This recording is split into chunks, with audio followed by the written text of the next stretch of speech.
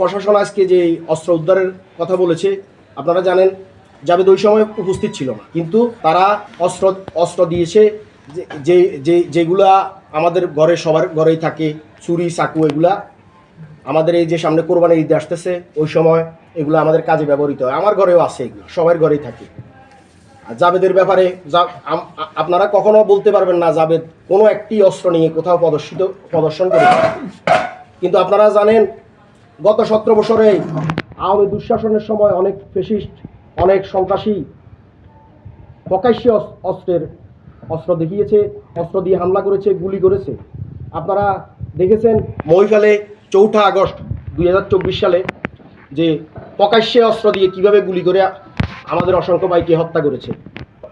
তো ওই সকল সন্ত্রাসীদেরকে আজ পর্যন্ত গ্রেপ্তারের কোনো নাম নেই।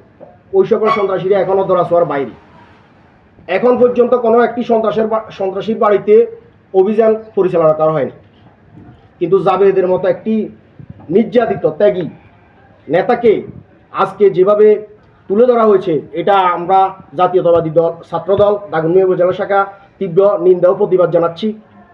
আমরা চাই না